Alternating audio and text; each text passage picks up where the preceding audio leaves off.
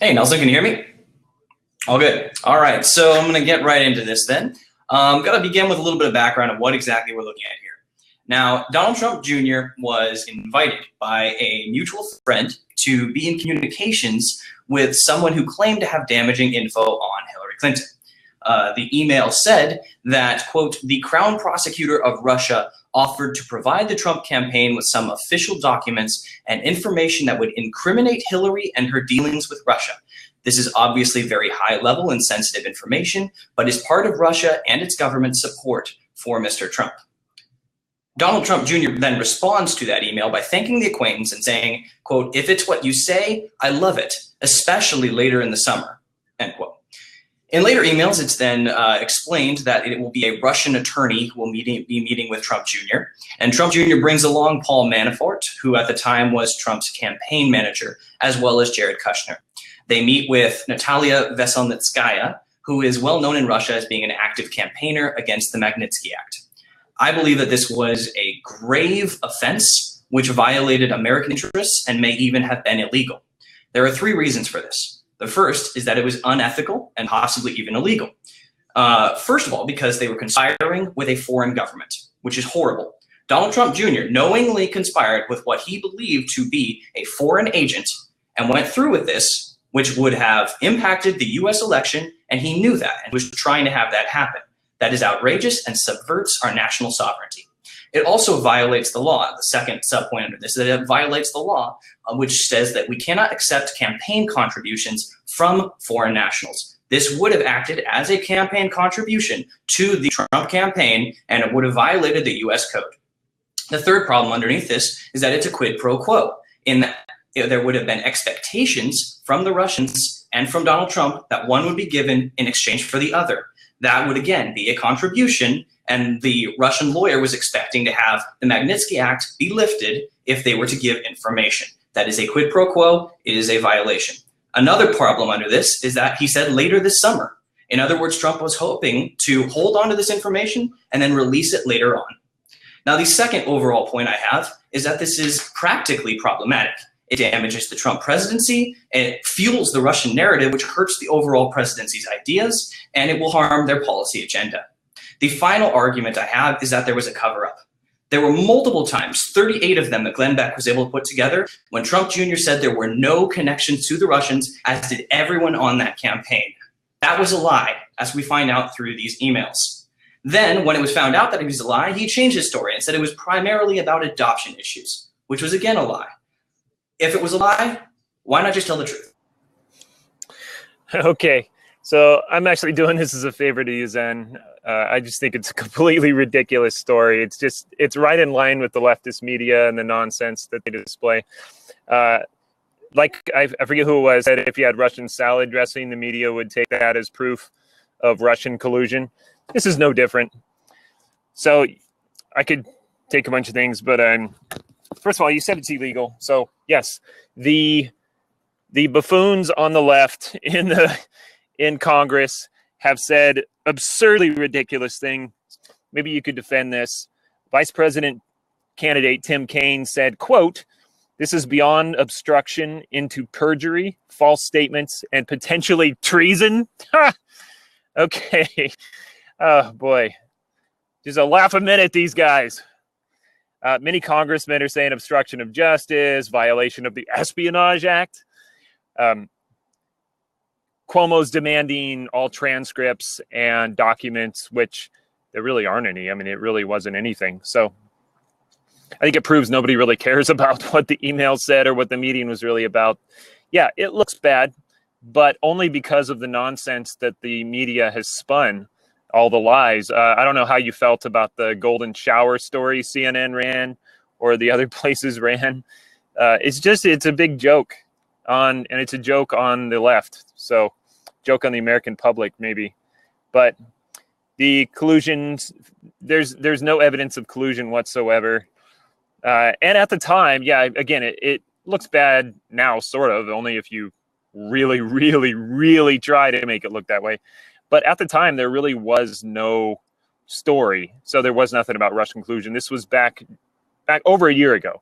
So you said it hurts the presidency. well, there was no Trump presidency back then. He was still running in the primaries, I believe. So, or actually, I think it would have been the actual election. But so he, and I get into what her connections to the Obama administration. The Russian lawyer was seen 8 days later sitting next to the Russian ambassador. So people are saying this might be a setup. But the as far as foreign governments colluding and pro quos, the DNC had a Ukrainian official on their payroll. That is, they were paying a Ukrainian official to work for them. This meeting had nothing to do with the Russian government. She does not work for the Russian government. She is not a Russian official. She has no Russian official connections. I'll get into your things because I'm out of time. So there you go. Okay, so first of all, you talked about how Tim Kaine talked about treason. Well, I didn't. I wasn't saying this is treason. I said that it violates campaign finance law, which it does, and that it is unethical, immoral, and that there were other issues. I did not say that it was treason. Just because some people blow things out of proportion does not mean that I have done that. You talked about how this is a joke on the American people. The joke on the American people would be if we undermine our Constitution and our rule of law, which is exactly what is happening here when someone colludes with a foreign entity to undermine the American electorate. That is dangerous. That is violating the very principles that we hold dear. Article 1, Section 9 of the U.S. Constitution talks about how no person holding office can accept anything, no presents, no gifts, nothing from foreign agents. This is a well-held and well-believed, understood fact about the United States government. We do not engage with outside entities.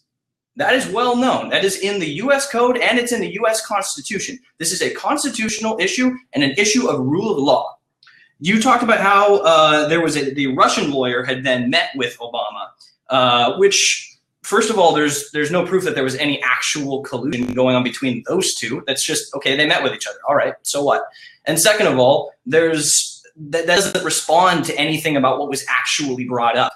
The third response I would have to that is that the Russian lawyer had a specific goal. She was trying to get the Magnitsky Act changed, which is what she has been advocating for in Russia all this time, which is exactly what my point was, which was that there is a quid pro quo going on here. She was trying to get the Magnitsky Act lifted by offering these things to Donald Trump Jr., who agreed, apparently, to meet with her and have that conversation. That undermines the rule of law and suggests, once again, that he was being asked to take a bribe in which the United States, as soon as Trump was then elected, would remove the Magnitsky Act. That is a violation of the U.S. Code. It is a violation of the concepts of the Constitution. The last thing you talked about was how the DNC has a paid Ukraine staffer. I have two responses. The first response, okay, that's bad. I agree, that's bad. So you think that it's bad, that colluding with a foreign agent is bad? Yeah, me too. That's exactly why I have this problem. If you think that's such a bad thing, let's talk about that. That's what I'm doing. If you thought it was bad when they did it with Ukraine, you should think it was bad when Donald Trump Jr. did it with Russia. It is bad. You agree that it is bad. That's all there is to it. And then the second response I have is that this had nothing to do with what Donald Trump Jr. did. Just because one person did something bad doesn't mean what the other person did was right. What Donald Trump Jr. did was wrong. That is specifically what we're focusing on. The last thing I'm going to go into, and this is, again, one of my points here, was that if there was nothing wrong, then why did Trump Jr. lie about it? Why were there 38 times when they said no times had they ever met with Russia? And yet it turns out they absolutely had. If there was nothing to hide, why hide? Well, I'll just take up your last point because it's not a lie. She was not a Russian official. I didn't meet with Russian officials. He didn't meet with a Russian official. She's not a Russian official. Therefore, he never met with a Russian official. Not a lie. If you don't meet with a Russian official and you say you don't meet with a Russian official, you know what? Not a lie. Sorry. The Magnitsky Act in exchange. Can you please provide me where on the emails she says she wanted to talk to him about the Magnitsky Act? Because I could not find it. She said she had promised information, but nowhere on there did she say anything about the Magnitsky Act. So I don't see where you're getting this idea that there was a quid pro quo. There was no promised exchange. That was the whole point, is that she got him into the meeting with false pretenses that she was not a Russian official. Well, actually, he was told by a third party who he sort of knew. He knew this Rob Goldstein because he was a promoter of an Azerbaijani singer, and who appeared at their Moscow Miss Universe contest. So he knew him. He went as a courtesy. He said he stayed at the meeting for longer than he would have as a courtesy. There was no information provided, and she just pitched the Magnitsky Act, which for other people out there is just the idea of Russian adoption by U.S. citizens. So no collusion there. You can actually, as there was no gifts promised, so the actual code says something about ultimately $20. It doesn't say you cannot accept gifts. I believe George Washington himself accepted gifts, just very minor ones. So there was no quid pro quo. There's no evidence of quid pro quo. There's no collusion. There's really nothing. There's just nothing here. As far as meddling in American campaigns, the left doesn't have a problem meddling in other. Obama spent $300,000 to try to finance the opposition to Netanyahu. That's why they don't have a very good relationship there. Again, they had actual foreign officials on the DNC payroll. So the Trump had no connections to Russian officials. This is a woman who was Russian. I don't know if you have any Russian officials at the place where you work. Am I going to say you're colluding with Russian officials? No, it's just ridiculous. It's absurd. If you could please provide any evidence, I'd love to hear it. Okay. So you talked about how she's not a Russian official, which is your first point and your last point. Well, that's not the point. The point is Donald Trump Jr. thought she was a Russian official and still chose to take the meeting. It doesn't matter what the meeting ended up talking about. What matters is what his goals were. And his goals were to meet with a Russian agent to interfere into the U.S. elections, which is against the U.S. code and it's against the concepts of the U.S. Constitution. This is an issue of national sovereignty in which one person specifically tried to violate those core concepts. Let me go back to what the email specifically said. It said, quote, "The Crown Prosecutor of Russia offered to provide the Trump campaign," and it goes on. It further then says, "This is part of Russia and its government's support for Mr. Trump." Everything about that says that Donald Trump Jr.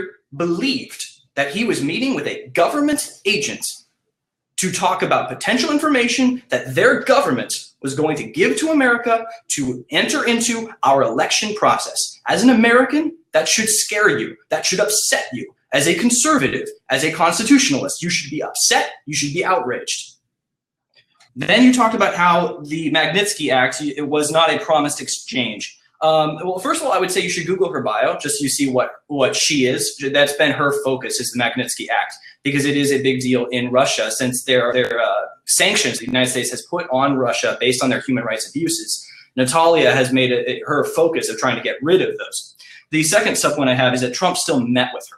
Now, I agree with you that there was not necessarily a quid pro quo. However, the fact that he met with her means that he knew if he was going to get this information, he would have to give something in exchange. What she was hoping for was the Magnitsky Act. Either way, the danger is that he's meeting with a Russian official, or what he believes to be a Russian agent. And in order to get this information, he should know that there will be an expectation of him giving something back, which is potentially something that he could then be blackmailed about. It also could have him violate, again, yet another problem within the U.S. code and the U.S. Constitution. You talked about how there's a maximum of 20 gifts that can be offered. That's not actually in the code. It's 52 USC 30121 and says no person shall knowingly solicit, accept, or receive from a foreign national any contribution or donation. There's not a max of 20. You cannot receive any of these things from a foreign national.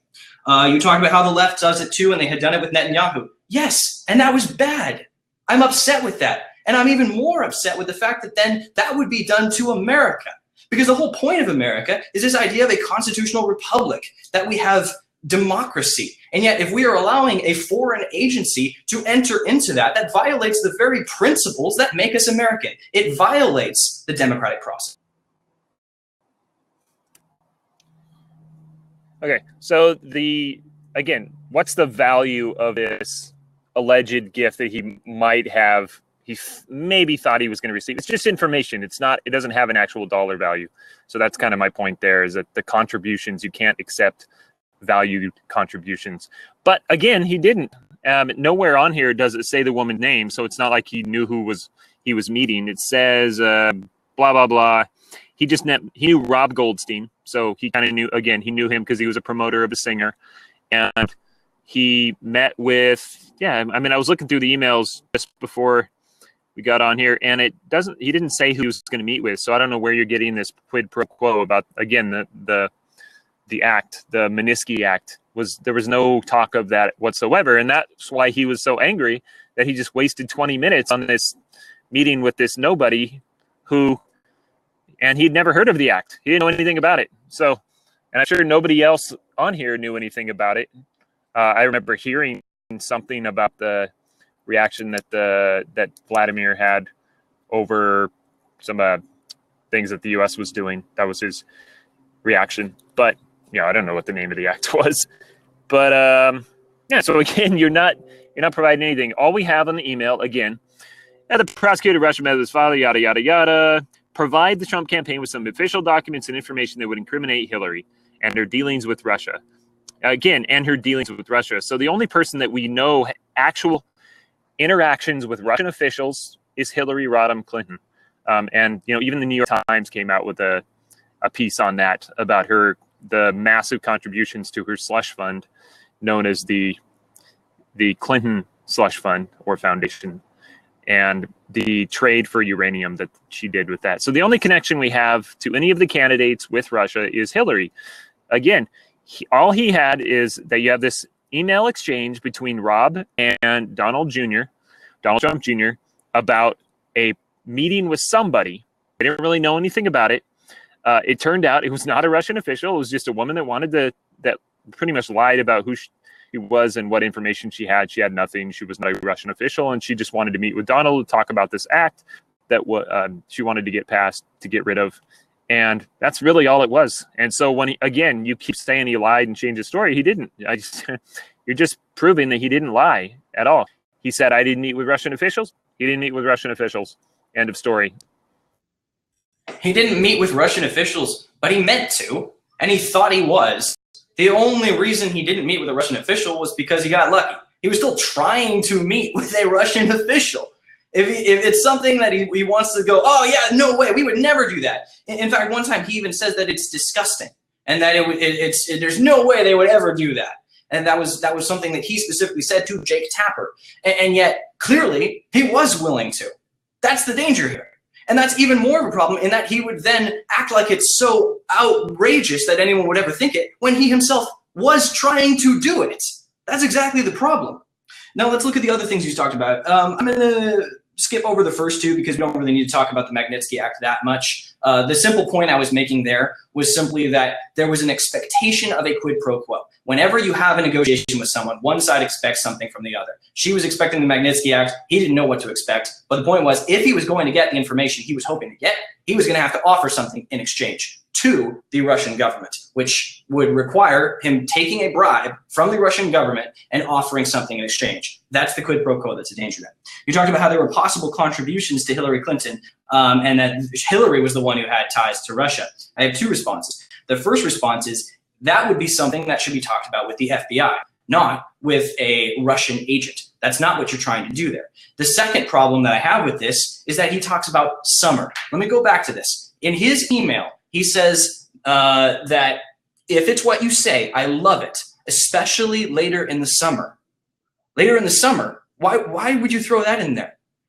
Well, there's an obvious answer, which is later in the summer, it would be politically expedient. What he's hoping to get is information on Hillary Clinton that will hopefully be a felony that he can then sit on and then release it later in the summer. Yet another problem that we have here. Over and over, these emails show that Donald Trump Jr. was completely willing to subvert the rule of law, subvert the way that we look at things in this country. He was going to get this information, at least he thought he was. He's going to get the information, he's going to wait on it, and then he's going to use it as a political tool. He's going to use information from an outside foreign agent as a political tool, rather than turning it into the FBI. This is a huge story, and there's a reason that both the left and the intellectual side of the right, National Review, Glenn Beck, and many of those who are actually focusing on the intellectual side of the conservatives have noticed this. The last thing I want to talk about is that we got to come back to the actual question here. Was it problematic or illegal? Clearly, there is a legal question. Was it specifically illegal? There's an argument one way or the other. But was it problematic? Absolutely. It is morally problematic, and the fact that we have this fallout right now means that we are having specific damages to the Trump campaign and to the rule of law in America. Yes, damages to the Trump campaign, but again, at the time, it was just a campaign. So, and right now it's damage to the Trump presidency, but that's, again, based on the ridiculous nonsense that the left has been pushing, faking stories left and right, or left and left. National Review and Glenn Beck. I used to actually kind of like Glenn Beck. National Review has never been really any good, but most of those people were anti-Trump anyways, so they jumping on this Cuomo train. So again, the Manisky Act really is kind of the point. So I listen to Stephen Molyneux, if you listen to him, but he used to run a pretty large corporation, and he used to get emails like this all the time where people say, hey, I've got this information for you. It's really important. And it just turns out to be nothing. They just wanted to get a meeting. That's what this woman did. She just wanted to get a meeting. She wanted to talk about the Manisky Act. There was no quid pro quo. She had nothing to offer, and he had nothing to give. So there was no, it was just one-sided. Now, as far as you mentioned the timeline, maybe later in the summer, why would he, if you think it's so important, it's such valuable information he was so eager to get, why wouldn't he just do it now and then wait, hold on to it? The reason that they did it later in the summer is he didn't seem to think very much of it because he wanted to talk to him on the phone, apparently, and they wouldn't. So it was really the idea of later in the summer is just a time.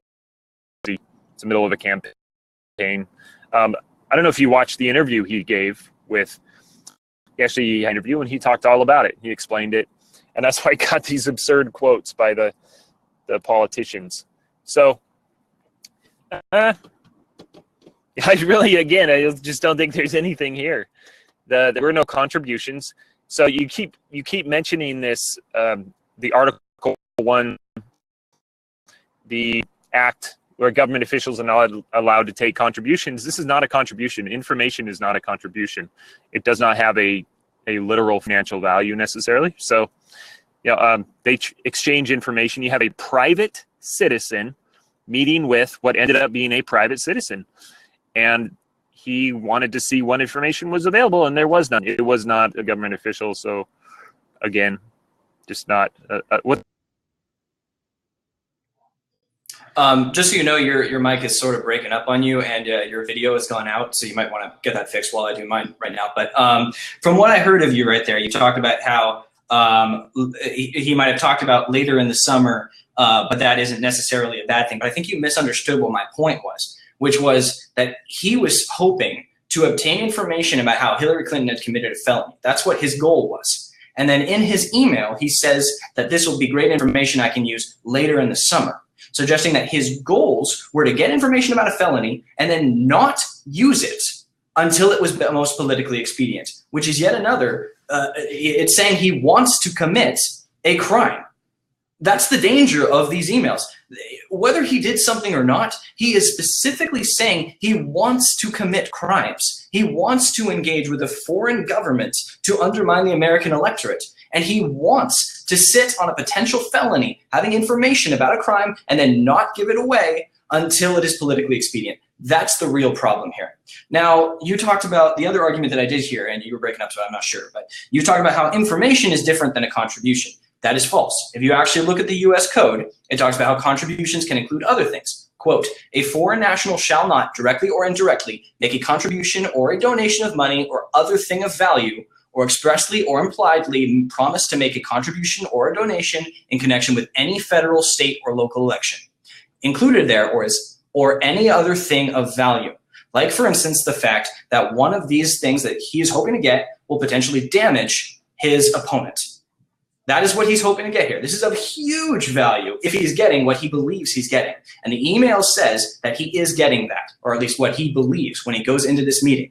So he is trying to use a foreign agent. That's what he believes it is. And yes, it did wind up being a private citizen, but he thought it was a foreign agent. That's the real point here. He thought he was engaging with a foreign agent, a representative of the Russian government, who will give him information that will show a felony that has been committed by the other side. That's the real danger here. And then actually that's all I'm going to talk about right now. Let's come back to the actual issue here. Was this problematic or illegal? And the answer is certainly it was problematic. You talked about how the the response has been so big. Well, okay, the response has been so big because even if it was completely acceptable, even if everything you're saying is right, it was still stupid. You could have done this so many better ways. Why would you meet with them in this way that winds up making it so that all the Democrats can jump on this issue? The Russia story is now broken wide open. This has been incredibly problematic for the Trump administration, and most importantly, it does violate the rule of law in America. So again, no rule of law broken, nothing accepted, nothing even solicited. You mentioned the idea of finding out information on whether, well, we know Clinton committed a series of felonies. There's no question about that. So again, I said later in the summer is when he was going to meet with her. He didn't want information. Go, give me the information. I'll release it later in the summer. He said, yeah, later in the summer when things slow down or I have a little bit more time. He had a pretty hard timeline. Again, contributions, it specifically mentions things of monetary value. You can accept information. They do it all the time. So Obama goes and talks to Netanyahu or he talks to Vlad in private meetings. Is he committing felonies? I didn't think so. I mean, I'm sure he did. He's Obama. But does the presidency, or you could say the same thing about Bush, but does the president, when he goes and talks to these people and gets information, does he commit a felony? No. So there's really, again, there's just nothing here. He said the claims that he's guilty. I know you didn't say it, but that's exactly what people are saying. He's guilty of treason. He's guilty of obstruction of justice. He lied, blah, blah, blah. None of that happened. He didn't lie. The other accusations that they're making are just ridiculous. Now, you can talk about this woman who's connected to Fusion GPS, which has close ties to the DNC and the Democrat Party members. They've created some of the other fake stories. They created the fake Christopher Steele dossier on Trump story. Got some links I'll post on that. I mean, again, there's just nothing here. So yeah, he thought he was going to get information on a political opponent from what might be a foreign official, but it wasn't. So, going and getting the meeting, he didn't say, hey, let me meet in private. He said, hey, we're going to get so-and-so on there. He had I think it was Manafort with him. So I'll go back to, again, I already mentioned it, but the accepting contributions from foreign governments and foreign entities, it is all talking about monetary value. Things, it says money, specifically gifts. It doesn't say anything about information. So applies to gifts of tangible items. So the provision of minimal value gifts, yada, yada. Ethics.house.gov has something about tangible items, gifts of tangible items.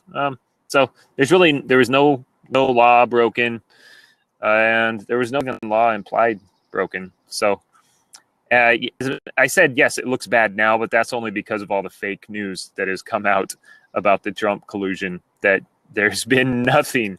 They have not provided a single piece of evidence. So,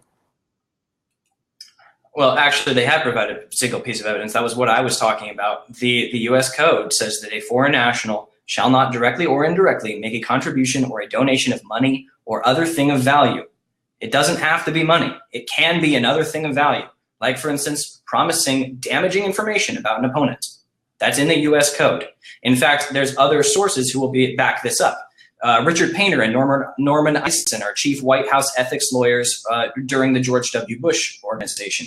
And they say, we have worked on political campaigns for decades and have never heard of an offer like this one. If we had, we would have insisted upon immediate notification of the FBI, and so would any normal campaign lawyer, official, or even senior volunteer. The potential offenses committed by Donald Jr., his colleagues and brother-in-law who attended the meeting and the campaign itself include criminal or civil violations of campaign finance laws. The promised Russian documents and information would have been an illegal campaign contribution from a foreign government, and a priceless one. So there we have outside sources who are specifically involved with this They are chief ethics lawyers who have worked for the George W. Bush White House, who are able to say that this is the specific interpretation of the law, this is the way you interpret that code, and this is absolutely a violation. And even if you don't need to focus on the specifics of the law, just the general concepts that, let's talk about what you talked about. You said that Obama was doing bad things by intervening in Netanyahu. I agree. It's horrible. We don't want to be intervening in the democratic election process. And it's even worse when an outside organization does that to America. The whole point of national sovereignty is to protect our democratic process. So it is bad on a legal level in which Donald Trump Jr. was breaking campaign finance laws. It's also bad on a moral level in which we're supposed to be able to protect our own democracy. Now, the only other argument that you had there was that of monetary value. Well, that's actually responded to because it's there in the code, and then it's also there with the evidence from the lawyers who I was talking about. Let me give one more quote here from Jens David Olin, a law professor at Cornell University, who sums this up very well, saying, quote, "It's a shocking admission of a criminal conspiracy." So you like to talk about how some people are taking these things too far. Well, maybe when we're talking about treason, but I'm not talking about treason. I'm talking about a violation of campaign finance law and a violation of the morals that make up the idea of defending your own democracy. Because if someone else is involved in your elections, you do not actually have a democratic process. You do not have a democratic form of governance. That's why this was so important to the founders. That's why they even included this in the Constitution, that we do not accept these contributions. That's why it's included in the US Code. We do not accept contributions. We do not work with foreign agents. This is a purely American issue. So I'm looking at, well, let me, before I get to that, you keep saying intervene. Do you really think providing information that Hillary is a crook is intervening in the democratic process? After all, Obama said it's virtually impossible to intervene in the democratic process. He said it repeatedly. Trump said that there was going to be something funny at the election. He came out, Obama repeatedly said, Hillary herself said, it's impossible. So, but you keep saying intervene. So is it really intervening in the election process to provide information on criminal activity of your opponent? I question that. But here we have, this is Legal Information Institute, Cornell Law School. Just trying to find the definitions of this. But knowingly means a person has actual knowledge the source of the funds solicited. Again, we're talking about funds. Everything you read in these foreign contributions are money. They're talking about actually directly helping your campaign in terms of monetary value. So gifts, tangible items, actual value, the source of the funds solicited, accepted, or received is a foreign national. Be aware of facts that would lead a reasonable person to conclude that there is a substantial probability the source of the funds solicited is a foreign national. Whether the source of the funds solicited, so be aware of the facts that will lead a reasonable person to inquire whether the source of the funds. And so really it keeps talking about the contributor or donor uses a foreign passport. The contributor or donor provides a foreign address. Contributor or donor. These are contributing to your campaign fund, donating to your campaign fund. Everything that you will read about this talks about some tangible or monetary value, not just providing information. But again, I just go back to the point that nowhere in the event was there anything to report.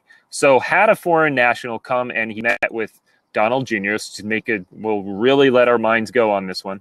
And we'll say, had there been an actual foreign national that had come and met with Donald Jr., and who's to say he might have come and said, hey, I met with a foreign national, whatever might have happened, but it doesn't really matter because it didn't happen. So again, I was saying this looks bad, but it didn't. These are people that have never run a campaign, and he's not a campaign person. He's a business person, and a business person would do this. They talk about any information you can get as a business, you get it. So again, I'm just not seeing that there's really anything here. There is no evidence of a collusion between the Trump campaign and Russia. I'm sure there were people that had been to Russia that talked to the Trump campaign. Trump's been to Russia. Oh no, there we go. I'll let you run with that. Trump's been to Russia. The issue is not that there may have been collusion. The issue is that the Trump campaign, Donald Trump Jr., was actively trying to collude with the Russian government to make a difference and intervene in our election. You asked, is it intervening? And yes, it absolutely is intervening, because had he gotten the information that he wanted to get, it would have had the Russian government would have been responsible for changing the results of the election. That would absolutely be intervening in the US electoral process. That's what Donald Trump Jr. was trying to obtain. You talked about how a normal business person, which is what Donald Trump Jr. is, would of course take this information. Yeah, well, also Paul Manafort was there. The campaign manager was there. He knows the actual laws, and he still went through with it.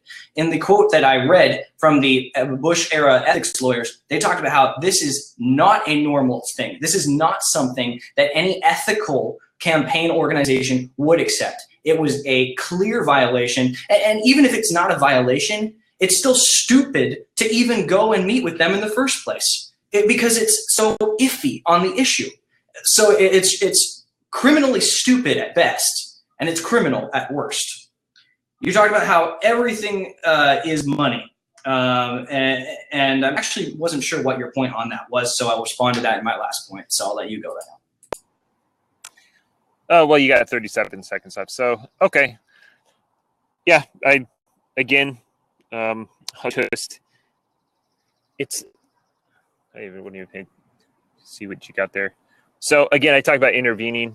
The accusations being thrown out there are that, according to congressmen, there is direct ties between the Russian government and the Trump government, and they're saying that this is evidence that this was a collusion event between the two, the campaign and the Russian government. Clearly, it was not, because again, it was no Russian officials involved. The intervening, there was no intervening in the electoral process. They allegedly might, maybe, had there been any reality based to this or anything real here, there might have been just information. Providing a book to a campaign that has history of your opponent, is that illegal? I just don't think so. Yeah, it does. It talks about a foreign national cannot provide contributions to your campaign. But again, we're talking about monetary contributions.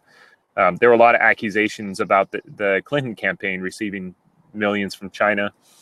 So these things do happen, but there's no evidence that any of that happened here. So, yeah, I'm not seeing it. You say, what's your actively trying thing? Actively trying to solicit from Russia. Yeah, I don't see that either. So I'll let you go. You've got 37 seconds left. No, he clearly was actively trying. That's in the email. He's the one saying that he wants this. He's the one saying that this is exactly what he would love if he can have it, after being offered information from a Russian entity. There are three overall reasons that I have why this is dangerous. First was the practical application. We've seen it already. It's had practical problems for the Trump campaign. It's blown open the Russian narrative, as it should. Second is morally. You agree with this. You think that when Netanyahu was intervened on by Obama, it was terrible? It's terrible when they do it to us. And the last one is legal. I read you the specific spot in the US code where it's illegal. But yeah, there's no, number 321, there's no evidence that it's illegal at all. It was not a campaign contribution. It was not from a foreign national. So he didn't solicit. He didn't actively try to get it. He got emails from other people say, hey, we have this information. He said, okay, bring it to me. You want to, maybe I'll find time to come and get it. He wanted it over the phone, but they wouldn't give it to him over the phone. Morally, nah. I mentioned the Obama contribution. Obama gave your money, over hundreds of thousands of dollars of your money, so that he could beat Netanyahu. Of course, that doesn't include the puppet governments that the U.S. has supported over the last 100 years. And practically, yeah, I could give you practically. It doesn't look good, but that's looking back. It's happened long before any of the Russian collusion. Ridiculous, nonsensical accusations. Again, no evidence of any Russian government collusion. It's just absurd accusations that the left is making because they just hate him. It's the Trump delusion syndrome. So the left just hates Trump, and anything he does, they hate it. even though he really isn't that different than Obama on a lot of policies. And the things they complain about are just ridiculously absurd. So anyways, thanks for coming on, I guess.